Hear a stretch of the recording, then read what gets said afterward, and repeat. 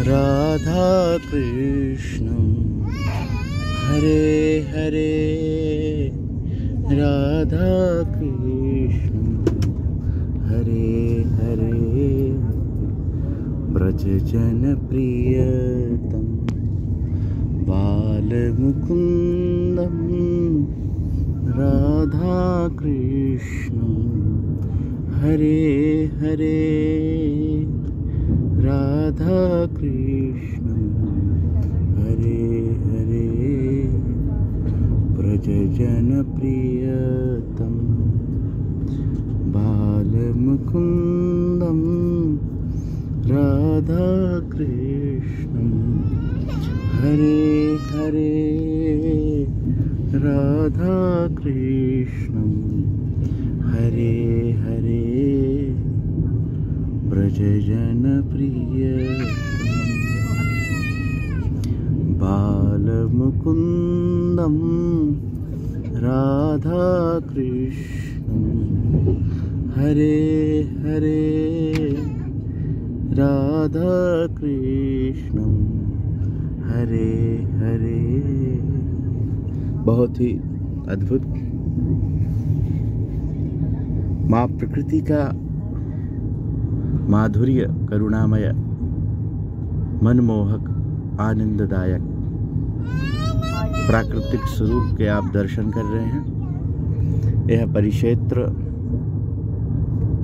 भारत के मध्य में स्थित, भारत का हृदय स्थल मध्य प्रदेश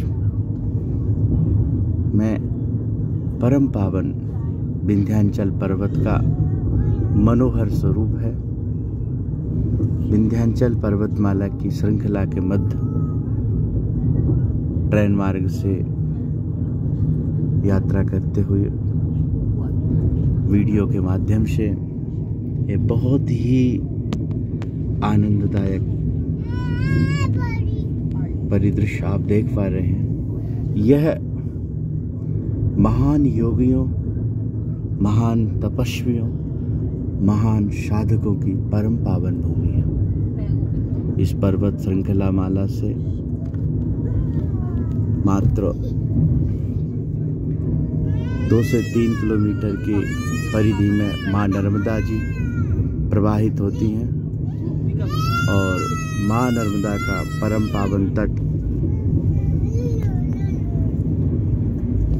इस पर्वतमाला में है। शास्त्रों के अनुसार कहते हैं, रेवा तटे तपः कुर्यात् मोक्षम जाह्नवी तटे। माँ रेवा के तट पे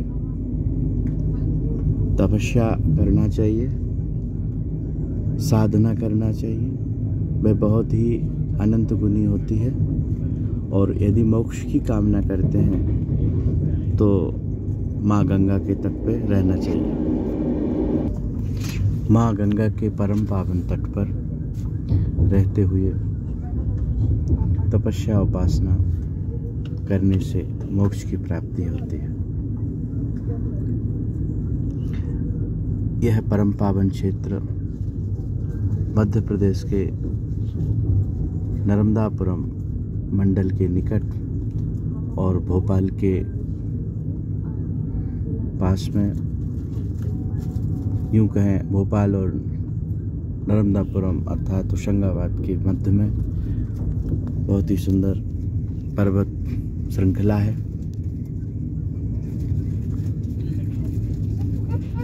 तो जीवन में भगवान की भक्ति करने का जो अवसर प्राप्त होता है वह 3 कारणों से होता है। पहला कारण भगवान की अहेतुक कृपा,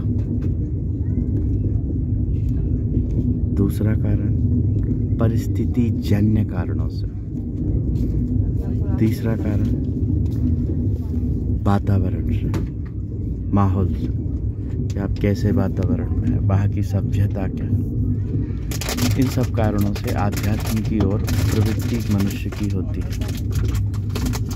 जैसे कि कहा गया है, 3 प्रकार के संत होते हैं। संत का अर्थ है भगवत आश्रय लेकर भगवान की महामाया के इस दिव्य रूप को समझ लेना और उस दिव्य रूप को समझकर जीवन व्यतीत करते हुए नीति नियम सांसारिक मर्यादाओं का पालन करते हुए भक्ति मार्ग में अग्रसर होना, यही संत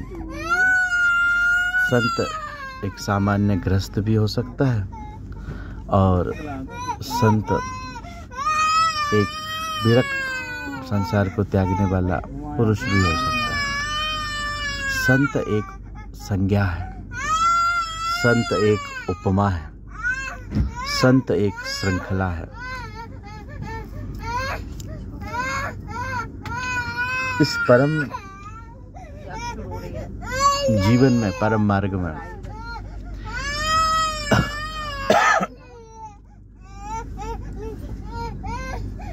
भगवान की शरणागति के लिए श्रवण सुजस सुनि आए हूँ, प्रभु भंजन भववीर, त्राहि त्राहि आरति हरण, शरण सुखद रघुवीर की भावना लेते हुए हम मनुष्य अपना जीवन सार्थक कर सकते हैं।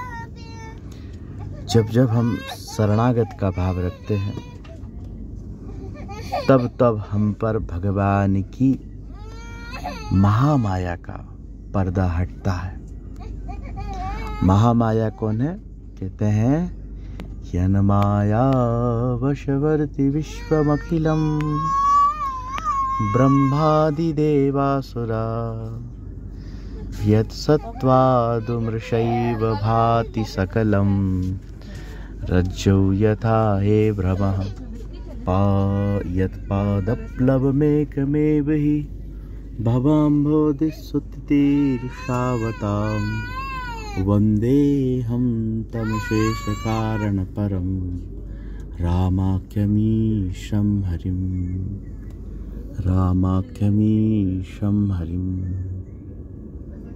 यो ददाति शतां शम्भो कैवल्यमपि दुर्लभम् कलानां बन्धकृत्योऽसौ शंकरा संतनोतु मैं। शंकरा संतनोतु मैं अर्थात भगवान की महामाया के द्वारा भगवान इस संसार का संचालन करते हैं। महामाया को भगवान माध्यम बनाते हैं और उस माध्यम से यह जगत संचारित होता है।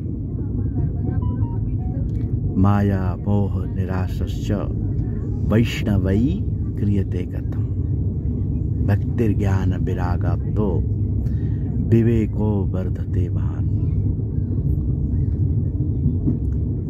इसलिए संतों ने, महापुरुषों ने, ज्ञानियों ने, योगियों ने, अनुभवी साधकों ने,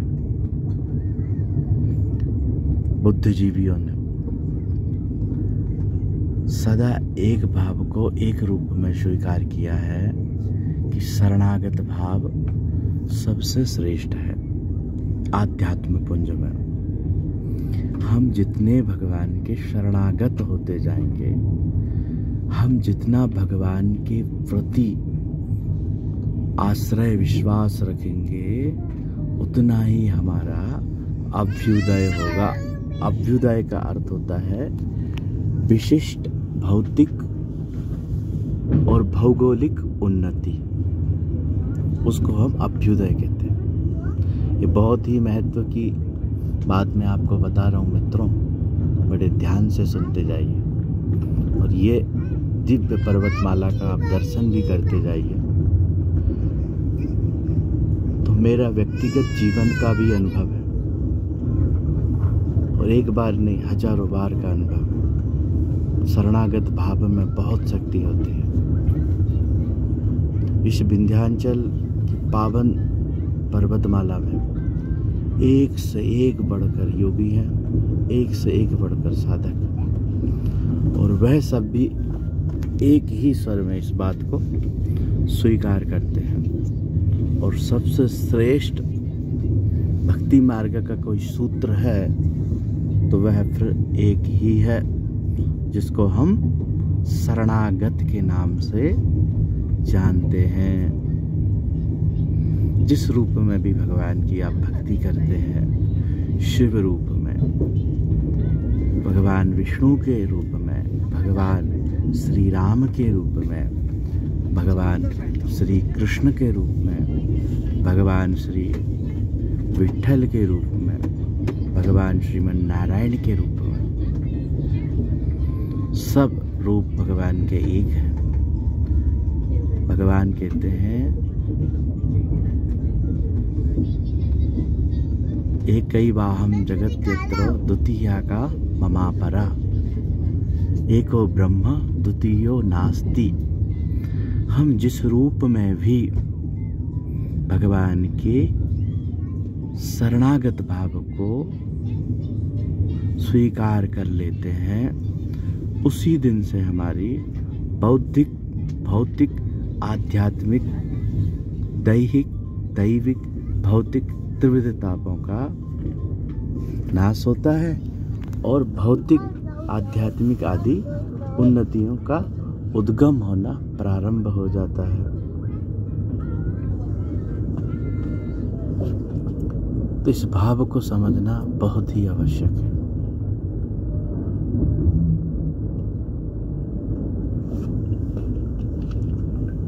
किसी भी क्षेत्र में रहो, कर्म क्षेत्र में हैं आप, अपने कर्म को करते रहो। व्यवसाय में है, अपने व्यवसाय के करते रहो। कृषि क्षेत्र में है, अपने कृषि कर्म को करते रहो। शिक्षा क्षेत्र में है, अपनी शिक्षा की प्राप्ति को करते रहो। लेकिन शरणागत भाव को नहीं भूलना। शरणागत भाव अर्थात बहुत मजबूत सहारा।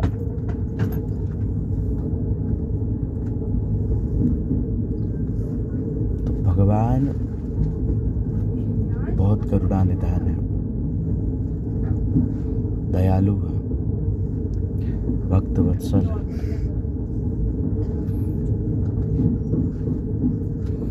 तो भगवान के प्रति अनन्य श्रद्धा हमारे जीवन का अभ्युदय कराती है। भगवान से जब हम प्रार्थना करते हैं, भगवान से जब हम कुछ बोलते हैं सच्चे हृदय से, तो विश्वास रखिए मित्रों, निस्संदेह भगवान तक हमारी प्रार्थना पहुंचती है और भगवान कोई ना कोई माध्यम बनाकर हमारी प्रार्थना या हमारे द्वारा पूछे गए प्रश्नों का निस्संदेह भगवान उत्तर देते हैं।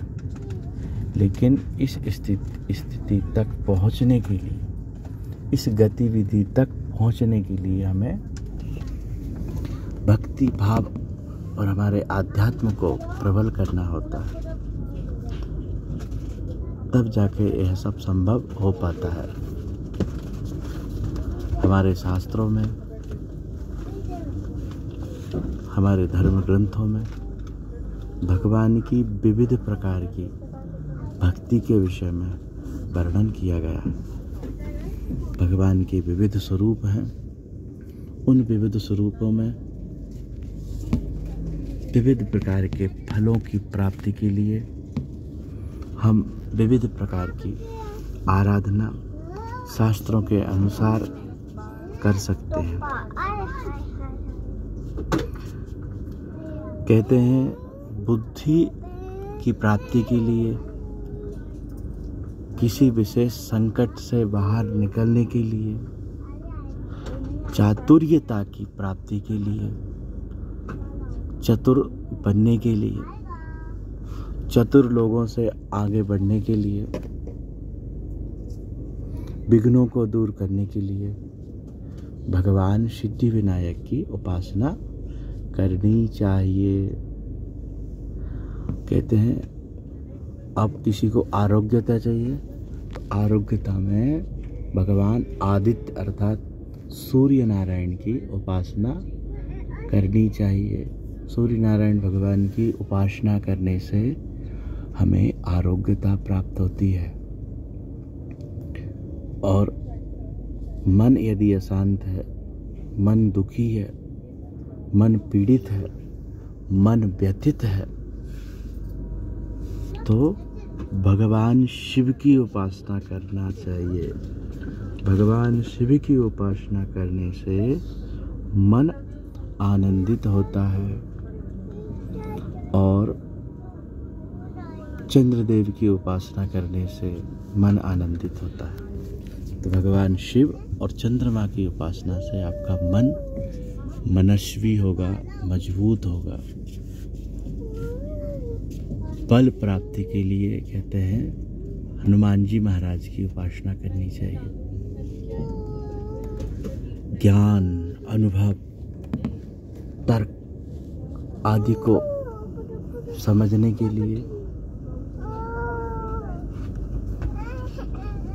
भगवान विष्णु की उपासना करनी चाहिए। तो शक्ति की प्राप्ति के लिए, बल की प्राप्ति के लिए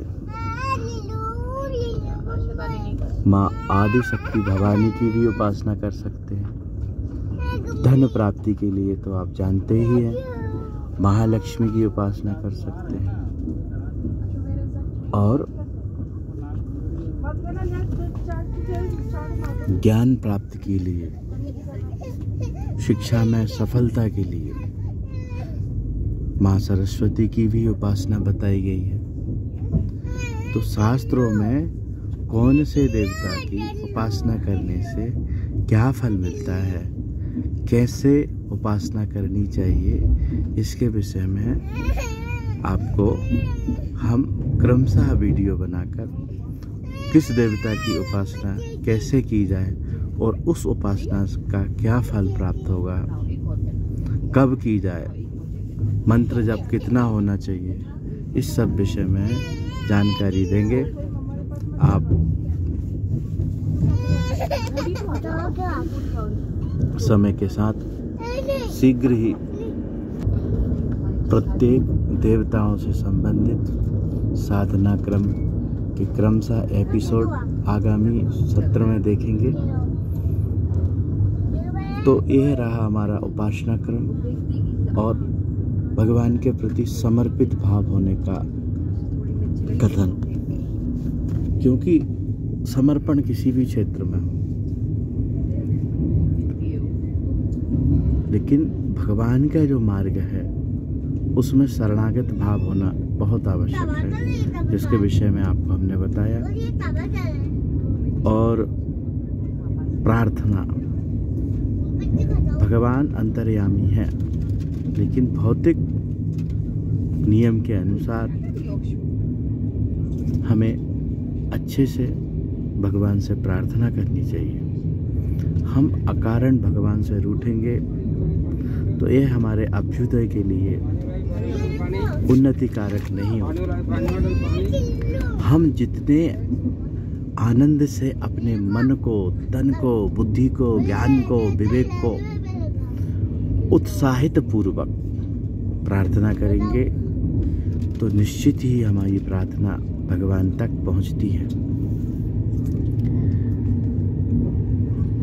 कहते हैं देवी प्रपन्नार्ति हरे प्रसीद, प्रसीद मातर जगतोऽखिलस्य, प्रसीद विश्वेश्वरि पाहि विश्वं, त्वमीश्वरी देवी चराचरस्य। भगवान की सत्ता सर्वत्र व्याप्त है, सर्वम खल्विदम ब्रह्म। बस प्रार्थना का भाव जो है, प्रार्थना का तरीका जो है, प्रार्थना की क्रिया जो है, निष्कपट समर्पित होना परम आवश्यक होगी। समर्पण ही एक वह शक्ति है जिससे आप भगवान के हृदय को, भगवान के मन को, भगवान के दिल को जीत सकते हैं। क्योंकि श्रीमद् भागवत में एक बहुत ही सुंदर कथा आती है, वृत्रासुर संवाद। वृत्रासुर नामक एक बहुत भयंकर बलशाली असुर था, जो कि देवताओं से भी पराजित नहीं हो पा रहा था। उस असुर को मारने के लिए स्वयं देवराज इंद्र गए, कई बार परास्त हुए। फिर भगवान की विशेष कृपा से एक बार और युद्ध हुआ इंद्र और वृत्रासुर का। तो पहले समय में जो युद्ध होते थे उसमें दोनों योद्धा संवाद करते थे, मतलब बात करते थे आपस में, और युद्ध बड़े नियम और नीति से होते थे। कहते हैं सायंकाल के बाद, सूर्यास्त होने के बाद शंख ध्वनि होती थी, और शंख ध्वनि होते ही युद्ध रोक दिया जाता था, अथवा अन्य कोई भी परिस्थिति में युद्ध रोकना हो तो शंख ध्वनि करते ही युद्ध रुकता था। और दोनों जो योद्धा होते थे वो आपस में बैठकर, कहो तो एक साथ एक जगह बैठकर भोजन करते थे, बात करते थे। और जैसे युद्ध प्रारंभ होना है संकेत मिलता था, शंख ध्वनि होती थी और युद्ध प्रारंभ हो जाता था। तो परिचर्चाएं आपस में होती थी, एक दूसरे को कटाक्ष, व्यंग आदि शब्द दिए जाते थे, सुनाए जाते थे। तो इंद्र और वृत्रासुर का जब युद्ध हुआ तो उस समय वृत्रासुर ने इंद्र से कहा कि इंद्र, ठीक है युद्ध तो मैं लड़ूंगा अंतिम समय तक, लेकिन तुम क्या जानो, तुम जिस स्वर्ग में मस्त हो, जिस स्वर्ग में तुम इतने ज़्यादा पागल हो रहे हो, वह स्वर्ग तो एक पानी के कुंडे के समान है। मैं तो श्री हरि के, भगवान के उस महासागर रूपी, आनंद रूपी कुंड में, सागर में लीन होना चाहता हूँ, जिसका कोई था भी नहीं है। उसने कहा था, अजात पक्षा इव मातरम खगाः स्तन्यम यथा वत्सतराक्षुधार्ता प्रियम प्रियेव विशुतम विषण्णा मनोरविंदाक्ष दिदृक्षते त्वाम्। कहा था मैं वैसे ही लालायित हूँ जैसे एक बछड़ा अपना माँ का दूध पीने के लिए, अर्थात गाय का दूध पीने के लिए गाय की ओर दौड़ता है, और जैसे खग अर्थात पक्षी, क्योंकि पक्षी क्या होते हैं, जब उनके छोटे पक्षियों के बच्चे होते हैं तो बड़े पक्षी दाना चुगने के लिए इधर उधर पेड़ों पे जाते हैं। तो छोटे पक्षी अपनी माँ की प्रतीक्षा करते हैं, कब हमारी माँ आएगी और हमें दाना देगी। तो जैसे वो पक्षी अपनी माँ के लिए लालायित होते हैं, वैसे ही भगवान की प्राप्ति के लिए मैं लालायित हूँ। इव मातरम खगाः स्तन्यम यथा, जैसे बछड़ा का उन्होंने बताया, वत्सतराक्षुधार्ता, जैसे प्रियम प्रियेव, जैसे प्रियतम और प्रिया एक दूसरे से मिलने के लिए लालायित रहते हैं, वैसे ही मैं भी लालायित हूँ। प्रियम प्रियेव विशुतम विषण्णा मनोरविंदाक्ष दिदृक्षते त्वाम्। अब आप समझिए वृत्रासुर के भाव को।